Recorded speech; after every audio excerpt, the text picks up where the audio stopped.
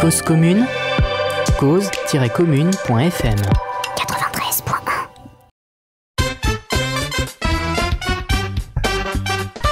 Et vous êtes toujours à l'écoute de Carte Blanche sur Cause Commune, 7h, 9h en DAB+, midi 14h sur 93.1 FM en Ile-de-France. Et puis bien sûr à ces deux horaires-là sur cause-commune.fm. Je vous le disais en début d'émission, nous accueillons un petit nouveau, non seulement dans Carte Blanche, mais également à cette radio sur Cause Commune et même à la radio totalement. C'est Erwan de la chaîne Oui D'accord sur YouTube.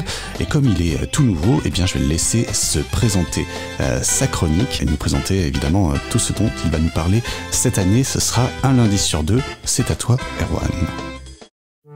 Alors déjà, c'est la première fois que je passe à la radio, donc forcément, salut papa, salut maman, regardez, c'est moi qui parle dans la radio, j'espère que vous êtes fiers de moi, et si c'est pas le cas, c'est pas grave, car désormais je suis une star, et plus rien ni personne ne peut m'arrêter. Maintenant que tout le monde est au courant, rentrons dans le vif du sujet, de quoi on va parler dans ces chroniques. Eh ben, j'ai une chaîne YouTube qui s'appelle Oui D'accord et qui est une chaîne sur le capitalisme. Donc on va pas trop se prendre la tête, ces chroniques radio seront des chroniques sur le capitalisme. L'avantage, c'est que ça veut tout et rien dire. On peut parler de capitalisme en parlant d'actualité, d'histoire de la France, d'autres pays. On peut en parler de manière très sérieuse, très scientifique, tout comme on peut en parler par l'intermédiaire de films, de chansons. Bref, on va profiter de cette liberté de sujet et de ton pour parler de plein de choses différentes. L'important, c'est que ce soit intéressant et que ça nous apporte à chaque fois une petite clé pour comprendre un peu mieux ce grand inconnu qu'est le capitalisme. Et quoi de mieux pour commencer que de s'attaquer au cœur de la bête. En ce moment, ça pète aux États-Unis.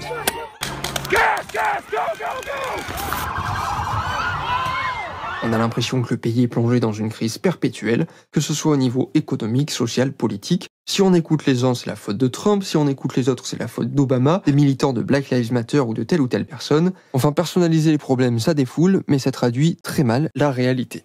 C'est beaucoup plus intéressant de se pencher sur les grandes dynamiques historiques. Ça tombe bien, il y a un historien français qui s'appelle Fernand Braudel et qui s'est fait une spécialité d'étudier la manière dont ce qu'il appelle la longue durée façonne l'histoire courte, celle dont on fait l'expérience à notre échelle individuelle. Un petit exemple concret, dans un bouquin qui s'appelle La Méditerranée et le monde méditerranéen à l'époque de Philippe II, Fernand Braudel éclaire les quelques décennies de règne de ce roi espagnol par l'histoire très longue, centenaire, millénaire de la Méditerranée en tant qu'espace géographique qui façonne les territoires, la forme que prennent le commerce, les échanges et les relations entre les pays. Mais alors pourquoi parler de Fernand Braudel, un historien français de l'après-Seconde Guerre mondiale spécialiste de l'histoire de la Méditerranée, pour comprendre les États-Unis de ces dernières années? Et qu'est-ce que ça a à voir avec le capitalisme? Alors justement, Braudel a étudié l'histoire longue du capitalisme. Plus précisément, il s'est penché sur ce qu'il appelle les économies-mondes, des espaces économiques homogènes qui recouvrent plusieurs pays et qui se suffisent à eux-mêmes. Alors c'est pas hyper parlant, donc pour mieux comprendre un exemple, pour Braudel, l'Europe du XVIIe siècle est une économie-monde, un espace à l'intérieur duquel il y a plein d'échanges marchands, de flux économiques, un espace autonome qui a assez peu de relations économiques avec les économies-mondes voisines, comme la Russie de l'époque ou encore l'Empire ottoman. Il s'avère que c'est dans cette économie-monde européenne qu'apparaît le capitalisme. Braudel observe certaines de ces caractéristiques dès le XVe siècle et elles prennent de l'ampleur jusqu'au XVIIIe siècle où le capitalisme s'impose véritablement. C'est aussi pendant cette période que l'économie-monde européenne et donc capitaliste élargit ses frontières par la colonisation et ce qu'on appellera plus tard l'impérialisme et s'étend sur le globe jusqu'à la fameuse mondialisation actuelle, une économie-monde capitaliste sans rival, une économie-monde à échelle véritablement mondiale. Mais ce qui nous intéresse aujourd'hui, c'est que ces économies-mondes se construisent autour d'un centre qui se déplace régulièrement. Pour Braudel, ce centre, c'est une ville ou une petite région qui se trouve au cœur des réseaux marchands, des flux économiques. C'est vers elle que les richesses convergent et les décisions qui y sont prises affectent la totalité de leur économie-monde. Selon Braudel, je cite, « Il peut exister deux centres à la fois, mais l'un des deux finit toujours par être éliminé. Chaque fois, ces déplacements se réalisent au cours de luttes, de heurts, de crises économiques fortes. D'ordinaire, c'est même le mauvais temps économique qui finit d'abattre le centre ancien, déjà menacé, et confirme l'émergence du nouveau. » Du coup, on va faire un peu d'histoire et se demander quels ont été les centres successifs de l'économie-monde européenne. D'abord, Venise, qui domine les échanges commerciaux en Méditerranée dès le XIVe siècle. Et puis viennent les fameuses grandes découvertes du XVe siècle, lors desquelles les Européens découvrent des endroits où des gens habitaient déjà. Ça a pour conséquence d'élargir d'un coup l'espace maritime à l'océan Atlantique et Venise n'est plus capable de le contrôler. Alors, à la fin du XVe siècle, Lisbonne et Anvers, actuellement en Belgique, entrent en concurrence. Anvers l'emporte, mais une cinquantaine d'années plus tard, la ville est embourbée dans des conflits politiques et militaires, et c'est la ville de Gênes, favorisée par son rôle de banquière des rois européens, notamment espagnol, qui devient le nouveau centre de l'économie monde européenne. Son règne dure 70 ans jusqu'aux années 1620 et capote lorsque la couronne d'Espagne fait faillite et entraîne dans sa chute ses créanciers, les banquiers de Gênes. Alors le cœur de l'économie monde européenne se déplace vers la ville d'Amsterdam. Alors là, ça devient intéressant parce que c'est à cette époque que le capitalisme commence à s'imposer. Amsterdam, la Hollande et sa classe dominante gagnent une influence considérable sans passer par la force. Elle domine par le commerce, par le crédit et par la finance. Au même moment, l'Europe est enlisée dans les guerres de religion et les riches protestants et leurs capitaux économiques trouvent refuge en Hollande. On y voit l'apparition de la bourse sous sa forme à peu près moderne et en quelques années d'existence seulement, elle déclenche l'effondrement de la première bulle spéculative de l'histoire, celle des bulbes de tulipes. Oui, vous avez bien entendu, en février 1637, le prix du bulbe de tulipe s'envole jusqu'à coûter des années de salaire. Quelques semaines plus tard, la bulle explose et la longue série des spéculations absurdes et dangereuses du capitalisme est lancée.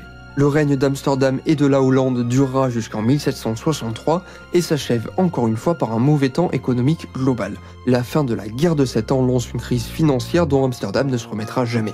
La ville de Londres, qui concurrençait déjà Amsterdam dès le XVIIe siècle, devient le nouveau centre d'une économie monde qui s'étend alors sur une grande partie du globe.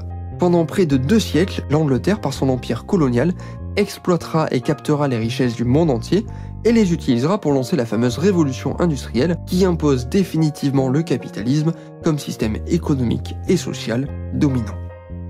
Il faut attendre la crise de 1929 et la Seconde Guerre mondiale pour que ce centre de gravité se déplace vers son emplacement actuel, les États-Unis. La guerre froide voit l'URSS proposer une économie monde alternative, mais sa chute permet à celle des États-Unis de s'étendre sur l'entièreté du globe, à quelques exceptions près, dont la Chine, qui représente quand même 1/6 de l'humanité, et je crois que vous voyez où je veux en venir. C'est-à-dire que depuis les années 80, on se retrouve dans une situation un peu particulière. Le centre états-unien est concurrencé. Déjà par l'Union européenne, qui n'a pas les moyens de s'imposer, mais qui influence quand même une bonne partie de la planète grâce au reste de ses empires coloniaux. Et puis surtout, la Chine s'est mise à proposer une économie monde alternative qui gagne de plus en plus de terrain, comme on le voit par exemple en Afrique, où la Chine investit massivement et développe son influence. Et c'est pas un hasard, l'Afrique est une zone totalement périphérique de l'économie monde états-unienne, que l'économie monde chinoise peut donc très facilement grappiller. On a donc une concurrence entre 2 centres potentiels qui luttent, qui sont engagés dans une guerre économique totalement assumée.